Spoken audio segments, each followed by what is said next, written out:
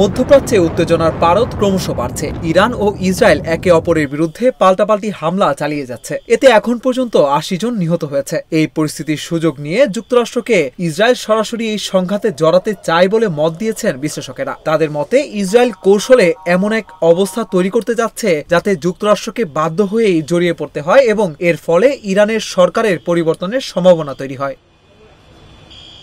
অস্ট্রেলিয়ার ডেকিন ইউনিভার্সিটির মধ্যপ্রাচ্য রাজনীতি বিভাগের অধ্যাপক শাহরাম আকবরজাদে কাতার ভিত্তিক সংবাদ মাধ্যম আল জাজিরাকে বলেন, ইসরায়েল ও ইরান উভয়ই দীর্ঘমেয়াদী সংঘাতের জন্য প্রস্তুতি নিচ্ছে, আর সামনের দিনগুলোতে আরও হামলার আশঙ্কা রয়েছে।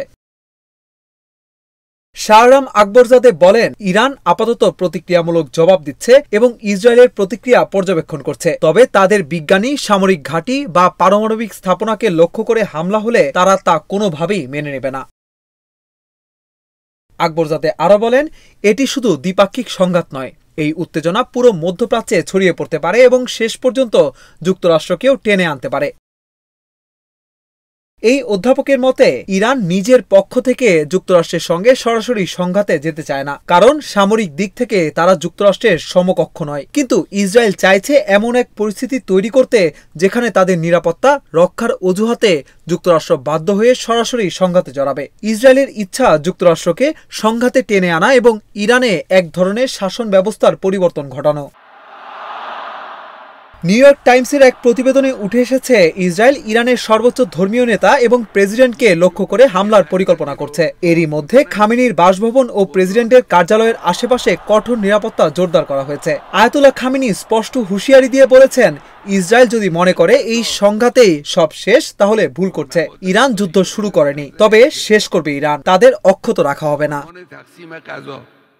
অন্যদিকে ইসরায়েলের ডিফেন্স ফোর্স IDF জানিয়েছে, ইরান থেকে ছোড়া ক্ষেপণাস্ত্র ঠেকাতে যুক্তরাষ্ট্র তাদের সহযোগিতা করছে। এটি অনেক বিশ্লেষকের মতে একটি সূক্ষ্ম বার্তা। যুক্তরাষ্ট্র যদিও প্রকাশ্যে সম্পৃক্ত নয়, কিন্তু পর্দার আড়ালে সহযোগিতায় অংশ নিচ্ছে। ইরান পাল্টা হুঁশিয়ারি দিয়ে বলেছে, কেউ যদি ইসরায়েলের পক্ষে এই অভিযানে বাধা দেয়, তাহলে সেই দেশের সামরিক ঘাঁটি তাদের পরবর্তী লক্ষ্য হবে। ইতোমধ্যে ইসরায়েল বিভিন্ন দেশে নিজেদের দূতাবাস সাময়িকভাবে বন্ধ করে দিয়েছে এবং ইসরায়েলি ও ইহুদি নাগরিকদের প্রকাশ্যে ইসরায়েল সংশ্লিষ্ট প্রতীক প্রদর্শন না করার পরামর্শ দিয়েছে। যদিও আন্তর্জাতিক মহল উত্তেজনা প্রশমনে আহ্বান জানাচ্ছে, কিন্তু বাস্তবতা হলো উভয় পক্ষ এখনও আগ্রাসী মনোভাব থেকে সরে আসেনি। বর্তমান পরিস্থিতি কেবল একটি দ্বিপাক্ষিক যুদ্ধ নয়, এটি পরিণত হচ্ছে একটি আঞ্চলিক এবং সম্ভবত বৈশ্বিক সংঘাতে। ইসরায়েল যদি যুক্তরাষ্ট্রকে জড়াতে সফল হয়, তাহলে তার প্রতিক্রিয়া হবে বহুদূর প্রসারী। শুধু ইরান নয়, এতে মধ্যপ্রাচ্য জুড়ে অস্থিতিশীলতা ভয়াবহ আকার ধারণ করতে পারে। এখন প্রশ্ন, যুক্তরাষ্ট্র কি ইসরায়েলের কৌশলের ফাঁদে পা দেবে নাকি কূটনীতির পথ বেছে নেবে?